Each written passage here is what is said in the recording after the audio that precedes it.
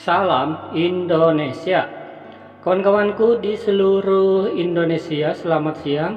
Selamat berjumpa lagi dengan channel Berbagi Informasi. Pada kesempatan kali ini, admin akan berbagi informasi seputar ada 7 poin penting dalam seleksi PPPK 2022 dan peserta honorer siap-siap mendaftar ya. Penasaran dengan 7 poin penting apa?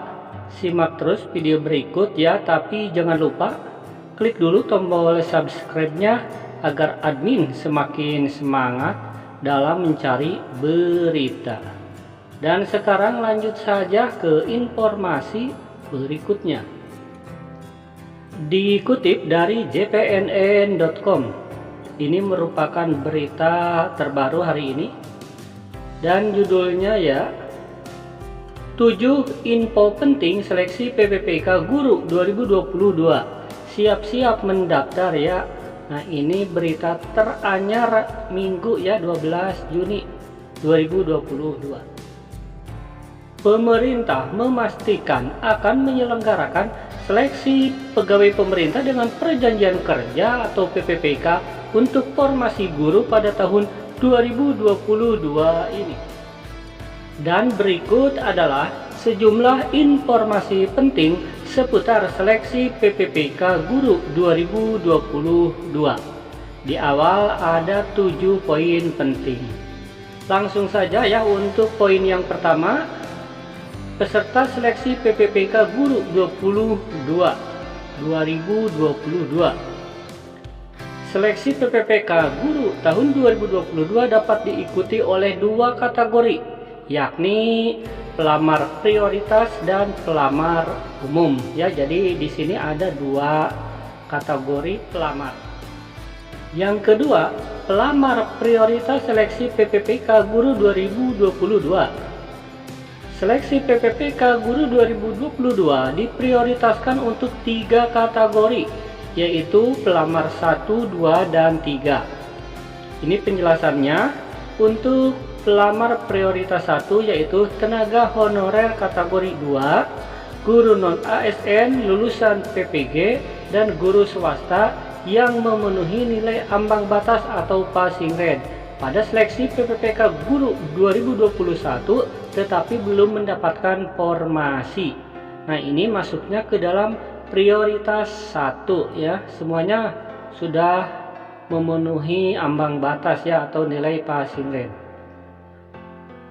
Kemudian pelamar prioritas 2 yaitu guru honorer kategori 2. Nah, ini untuk prioritas 2. Pelamar prioritas 3 adalah guru non ASN di sekolah negeri yang terdaftar di Dapodik dan masa kerja minimal 3 tahun.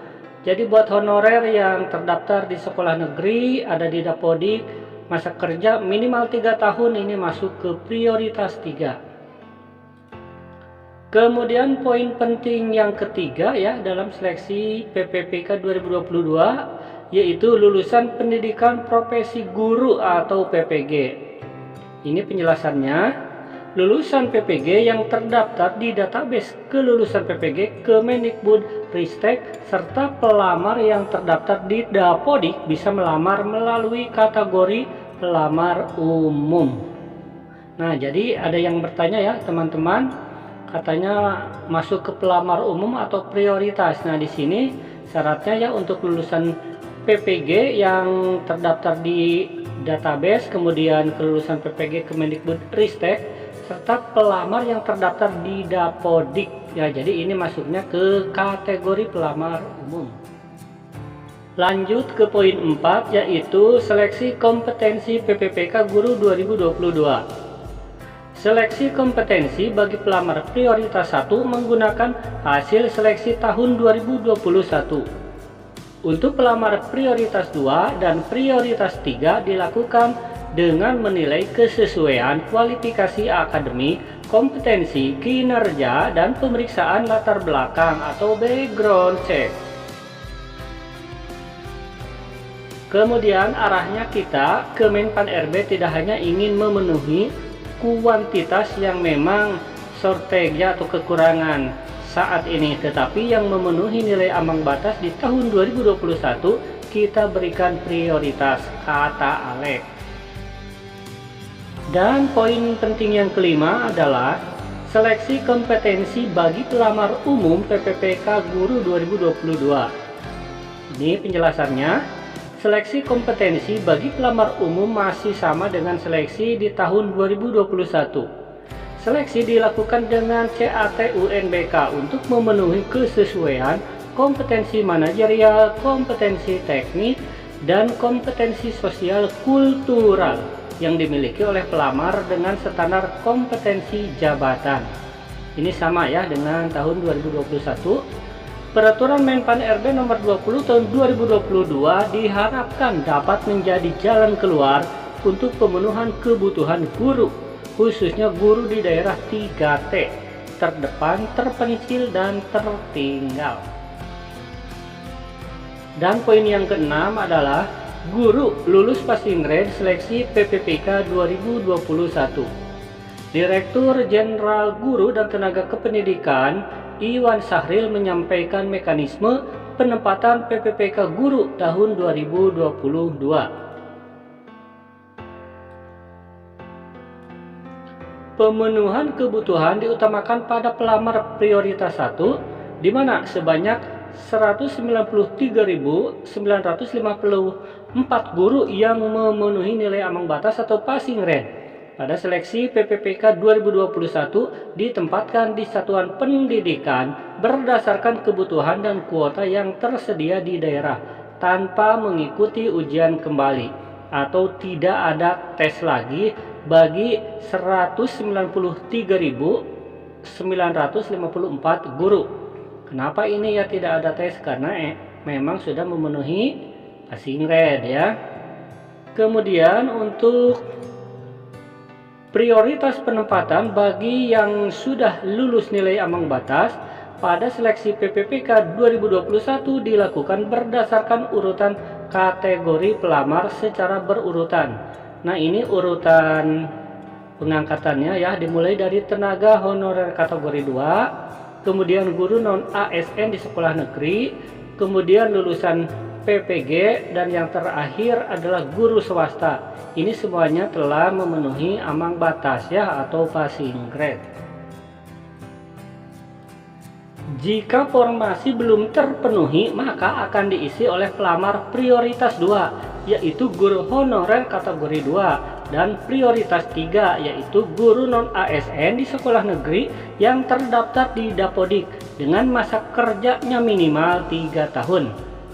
Ya, jadi yang masa kerja 3 tahun minimal ini masuk ke dalam prioritas 3 ya, diangkat PPPK tentunya tanpa tes.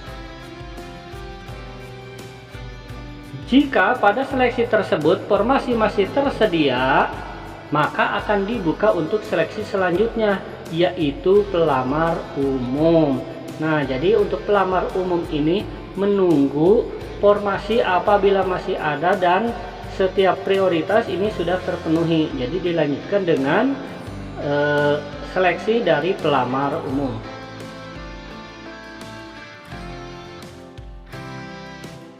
Dan poin yang ketujuh, ini poin yang terakhir ya.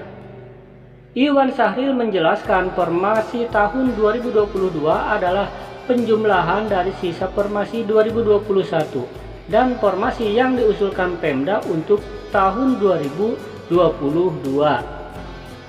Hal ini sekaligus menjawab pertanyaan pemerintahan daerah yang tidak yakin apakah formasi yang sudah diajukan di tahun 2021 akan hangus atau tidak ya. Ternyata tidak hangus.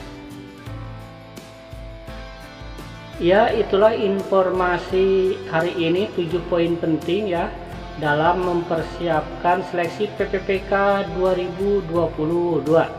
Ini diambil dari jpnn.com, merupakan berita terbaru. Terima kasih, semoga para honorer ya diangkat menjadi ASN. Amin.